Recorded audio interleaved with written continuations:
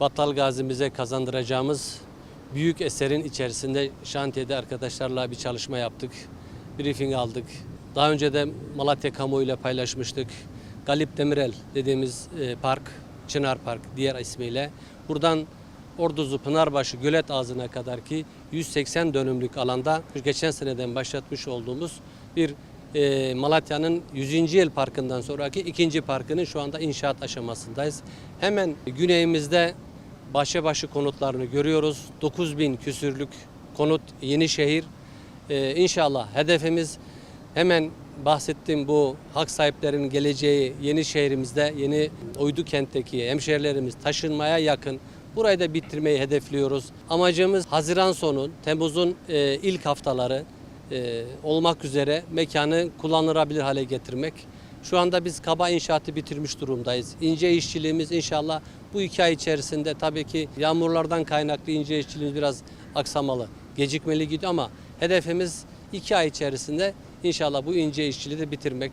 Bitirdiğimiz takdirde hem Çınar Park'ın ensesinde bir otopark alanı oluşturuyoruz. Tekrar bu Çınar Park'ı elden geçirdik. Tepeden tırnağa alanı büyüttük. Nişan, kına gibi merasimlerin olacağı, toplu yemeklerin olacağı bir mekana dönüştürdük. Bu bağlamda gelecek müşterilerin, hemşehrilerimizin otopark ihtiyacını karşılamak üzere inşallah çok kısa sürede hemen mekanın bitişinde otoparkımızı bitirmiş olacağız. Ve buradan başlamak üzere hemen Gölet'e kadar devasa bir alanda üst bitim noktasında yine 1000 araçlık bir otoparkımız mevcut. Gelecek hemşehrilerimiz otopark sıkıntısı yaşamayacaklar. Hafta sonları olsun, akşamları olsun, Orduzu Pınarbaşı bölgesine gidiyorum. Arabamı nereye koyacağım? Stres yaşamayacaklar. Herhangi bir yere arabasını bırakacak. Çınar Park'tan, Galip Demirel tesislerinden bölge trafiğe kadar kesintisiz bir yürüyüş alanı, bir keyif alanı, dinleme alanı hemşehrilerimize sunuyoruz.